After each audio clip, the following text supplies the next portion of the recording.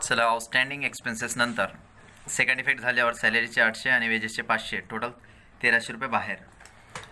त्याच्यानंतर carriage inward carriage outward. Carriage inward म्हणजे काय? जो गाडी भाडा आपल्याला परचेसवर लागला त्याला कॅरेज इनवर्ड म्हणतात, आणि जो गाडी भाडा सेल्सवर लागला तो त्याला कॅरेज आउटवर्ड असे म्हणतात. तर पहा, कॅरेज इनवर्ड. कॅरेज इनवर्ड वर लिहा, कॅरेज आउटवर्ड खालच्या अकाउंटला लिहा. कॅरेज इनवर्ड परचेसवर लागतो म्हणून परचेसच्या खाली लिहा. तर पहा, कॅरेज इनवर्ड आपल्याकडे दिलेला आहे 1000 आणि कॅरेज आउटवर्ड 2000. लिहा मग तो कॅरेज इनवर्ड. कॅरेज यानी ट्रक भाड़ा वगैरह दिया आपने. कॅरेज इनवर्ड 1000 रुपये. त्याच्यानंतर खालच्या अकाउंटला carriage outward to carriage outward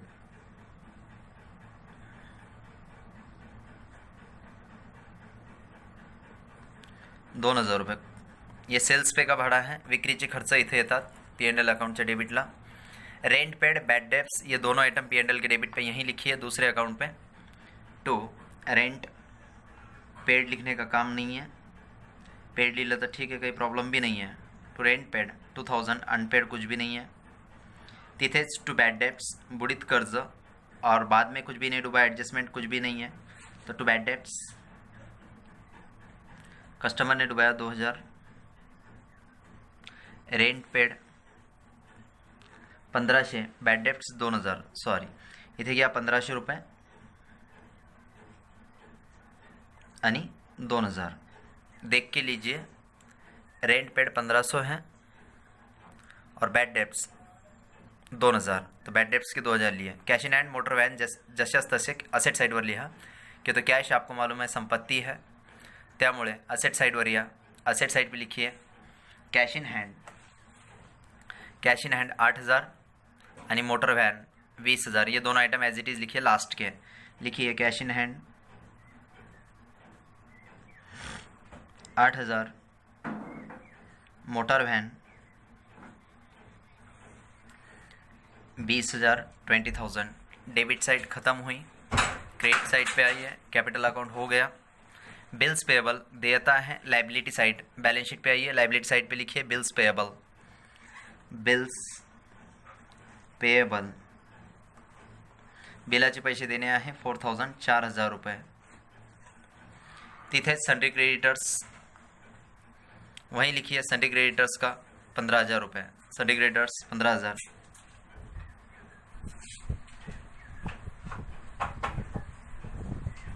sundry creditors 15000. Sales, जो कि विक्रिया है, पहले अकाउंट के क्रेडिट साइड पे जाइए, लिखिए वहाँ पर बाय सेल्स. रिटर्न कुछ भी नहीं है, आपने माल बेचा. देख के लीजिए, सेल्स हुआ 1,19,000, 1,19,000, 1,19,000, 1,19,000 का सेल्स हुआ. चलिए फिर से बैलेंस शीट के ऊपर आइए. बैलेंस शीट मध्ये बैंक का लोन पे एडजस्टमेंट है. देखिए, बैंक का लोन लिया था 15,000, तो लोन बैंक है. बैंक भी एक व्यक्ति है ऐसा मानते हैं, तो बैंक ती बैंक असे म्हणतो आपण. तो बैंक लोन लाइबिलिटी है, इनर में लिखो कि तो क्रेडिट बैलेंस लाइबिलिटी पे आएगा, याद रखो. लाइबिलिटी 15,000. बैंक से लोन लिया 15,000, आज नहीं तो कल देना है. बैंक फुकट लोन नहीं देती, इंटरेस्ट लेगी. तर मग किती व्याज द्यायचं? ॲडजस्टमेंट नंबर ई पहा शेवटची. Interest on bank loan is payable. Interest on bank loan is payable देना है ₹1500, 1500. तो प्लस इंटरेस्ट पेएबल, यहाँ बोलिए प्लस इंटरेस्ट पेएबल 1500. 1500 रुपये इंटरेस्ट पेएबल है. ऐड करके बाहर लिखिए 16,500, 16,500.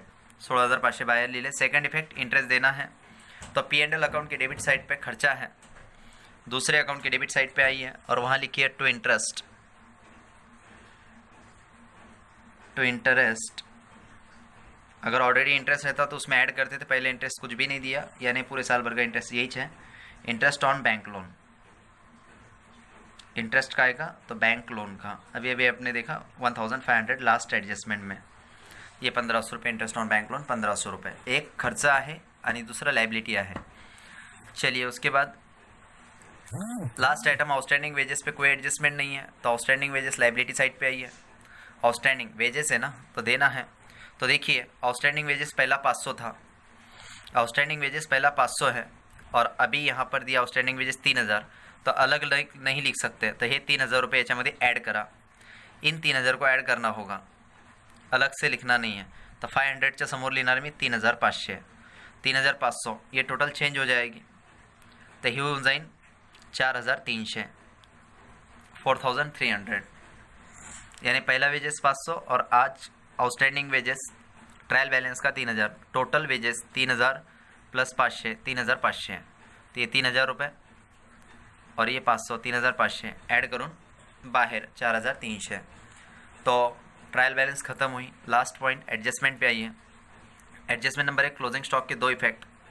नंबर 1, माल बेचने के बाद बच गया सेल्स के नीचे, सेल्स के नीचे माल बेचने के बाद बच गया।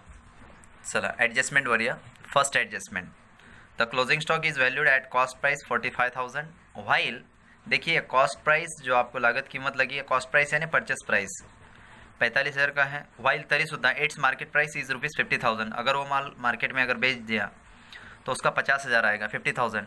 तो दोनों में से कौन सी अमाउंट ले, तो जो लोअर है, लेस है, कम है, वो कीमत आपको लेना पड़ेगी 45,000। Cost price and market price which ever is lower. So trading account credit side by closing stock, एक दो लाइन छोड़ देना। क्लोजिंग स्टॉक बचा 45,000, 50,000 लेना नहीं, क्यों तो गारंटी नहीं है वो माल 50,000 में बिकेगा। And then after second effect asset side पे आइए, दो लाइन छोड़ के लिखिए क्लोजिंग स्टॉक। हर एडजस्टमेंट के दो इफेक्ट हो गए। Closing stock 45,000,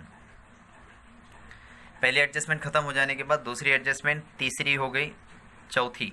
4 number D, last adjustment, goods costing, cost लागत कीमत 3000 का जो माल आपके पास था वो डिस्ट्रीब्यूट करे, बांट दिए। डिस्ट्रीब्यूटेड एज, कैसे बांटा, फ्री सैंपल, फुकट में।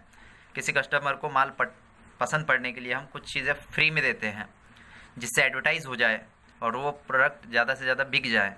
तर त्याच्यासाठी आपण काय केलं, फुकटमध्ये 3000चा माल विकला, वाटला, विकला नाही वाटला, तर मग 3000चा जो माल वाटला सर्वात अगोदर नंबर 1 ट्रेडिंग अकाउंटमधून माल गेला, माल जाण्याचं कोणताही रिझन ट्रेडिंग अकाउंटच्या क्रेडिटवर लिहावे। तो माल गया, लिखिए यहाँ by goods distributed, goods distributed as free sample लिखना है तो लिखिए एज फ्री सैंपल। आपने पैसा नहीं लिया, फुकट में बांट दिया, तो गुड्स आपने फुकट का बांटा। एडजस्टमेंट नंबर डी में 3000। सेकंड इफेक्ट, एक इफेक्ट क्रेडिट में, दूसरा इफेक्ट डेबिट में। अब इसका पैसा आना बाकी नहीं है, बाकी नहीं है, कस्टमर कुछ उसका पैसा देगा क्या, नहीं, तो ये फुकट में था तो ये आपका खर्चा हुआ, नुकसान नहीं खर्चा होगा, तो ये खर्चा सेल्स बिक्री का खर्चा है। फुकट में माल इसलिए बांटते हैं कि वो एडवर्टाइजमेंट हो जाए, फ्री में कोई भी ये ही नहीं देता, ये एडवर्टाइज करने के लिए, एडवर्टाइजमेंट। तो एडवर्टाइजमेंट के लिए 3000 का माल हमने फोकट में डिस्ट्रीब्यूट किया, बांट दिया। तो सारी एडजस्टमेंट खत्म हुई। चलिए अकाउंट क्लोज करते हैं। चला डेबिटची टोटल करा, 0 0 0, 5 आणि 5 10चे 0, हात झाला 1 9, 10 11 आणि 1 12, हात झाला 1 11 आणि 1 12, 1,22,000। पुन्हा एकदा पहा, 0 0, 5 आणि 5 10 0, हात झाला 1 3 3 आणि 6 9 9 2 11 और 1 12, हात झाला 1 4 4 आणि 7 11 11 आणि 1 12, तो 1,22,000 रुपये खर्च आला। क्रेडिट के टोटल कीजिए 0 0 0, 3 0, 9 3 12 5 17, 17चे 7, हातचा आला 1 4 आणि 1 5 आणि 1 6, 1,67,000। क्रेडिट की टोटल कीजिए 1,67,000, 1,67,000। फिर से चेक कर लीजिए, 9 3 12 12 5 17, हातचा आला 1 6 आणि 1। टोटल दो बार कर लेना, क्योंकि ये पहला अकाउंट अगर चूक जाए तो दूसरा चूक जाएगा, तीसरा भी चूक जाएगा। एका टोटलमुळे तुमच्या जवळपास ग्रॉस प्रॉफिटचा 1 मार्क, नेट प्रॉफिटचा 1 मार्क, 2 मार्क आणि कॅपिटलचे 2 मार्क, असे 4 मार्क तुमचे एका टोटलमुळे जाऊ शकतात। त्याच्यामुळे काळजीपूर्वक टोटल करा। आइए बाजू में वर्किंग नोट्स के अंदर ग्रॉस प्रॉफिट काढण्यासाठी आपल्याला क्रेडिटची टोटल 1,67,000 मधून माइनस करा 1,22,000, 1,22,000 लेस करने के बाद आपकी अमाउंट आएगी 0 0, 7 मधून 2 गेले 5, 6 मधून 2 गेले 4 आणि 0, 45,000 आपका ग्रॉस प्रॉफिट आया, 45,000। ग्रॉस प्रॉफिट निकालने की 100 ट्रिक, 1,67,000 में से 1,22,000 को मायनस कीजिए। 1,67,000मधून 1,22,000ला वजा करा तर तुमची अमाऊंट येऊन जाईल 45,000 आणि त्याला म्हणा टू ग्रॉस प्रॉफिट। ये आ गया आपका gross profit. CD credit side की अमाउंट को, डेबिट साइड की अमाउंट छोटी है तो क्रेडिट साइड में से डेबिट साइड की टोटल को लेस कीजिए, आने वाली अमाउंट 45,000। और आप इसकी टोटल करके देख लीजिए, 0 0 0 चंद 5 आणि 2 7 4 2 6 1, 1,67,000 टोटल इक्वल आमने सामने। आता सीडी लावला तो खाली बीडी, उल्टे साइड पे ये इनकम है, प्रॉफिट है, इसलिए इसका डेबिट का इफेक्ट क्रेडिट में। टू के बाद बाय कीजिए, बाय, ये आया आपका ग्रॉस प्रॉफिट बीडी। लीजिए by gross profit BD, brought down, नीचे उतार के ला, बी का मतलब ब्रॉड और डी का मतलब डाउन, ब्रॉड डाउन। 45,000 क्रेडिट में एक ही आइटम है, कोई भी इनकम नहीं है आज, तो इसकी टोटल करते बैठने की ज़रूरत नहीं है। आइए डेबिट साइड के 6-7 आइटम की टोटल पहले कर लेते हैं। आप कीजिए, चला डेबिटची टोटल येईल 25,800, क्रेडिटची टोटल करायचं कामच नाही, तरीसुद्धा लिहून काढा 3-4 ओळी सोडून। 45,000 ह्या 45,000मधून 25,800 वजा करा। आइए वर्किंग नोट्स में 45,000 वजा 25,800, 45,000 में से 25,800 माइनस करो, 0 0 10 में से 8 गया 2, यहाँ 4 बचा, 4मधून 5 जात नाही 14, 14मधून 5 वजा करा 9, इथे उरले 3, 3 में से 2 माइनस करो 1, 19,200, 19,200 ये आपका नेट प्रॉफिट आया। अब ये नेट प्रॉफिट 2 पार्टनर में बांटना है, तो 19,200 इसको शेयर करना है। शेयर क्या है उनका 3:2, फर्स्ट लाइन में आपने चेक किया था, दोनों पार्टनर का शेयरिंग रेशो है 3:2। देखिए profit sharing ratio of Raju and Sanju is 3:2, यार इक्वल नहीं देना है आज, आधा आधा नहीं कर सकते। 5 हिस्से बिजनेस में है, तो 19,200ला भागिले 5 करा, 5 त्रिक 15, 15च्या पुढं 19पर्यंत 4 होतात, 16 17 18 19, 4 बचे, तो बारीक अक्षर में 4 यहाँ लिखे, 42 हो गया।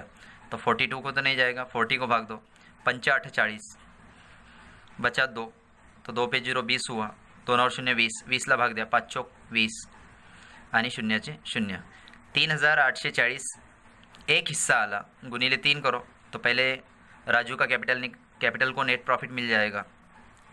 तसंच 3,840 दूसरे भी पार्टनर का कर लो, 3,840 गुणिले 2, लीजिए 3 0 0, 3 चौक 12, हाथ चाला 3 8 24 और 1 25, हातचे आले 2, 3 त्रिक 9, 9 आणि 2 11, 11,520, 2 0 0, 2 चौक 8, 2 8 16, हाथ चाला 1, 2 त्रिक 6 आणि 7। ये दोनों में बांटने के बाद 11,520 आणि 7,680 या दोघांची टोटल करून पहा, 0 8 2 10 0, हाथ चाला 1 7 12, हाथ चाला 1 9 आणि 1, 19,200, यानी हमने जो बांटा वो सही है।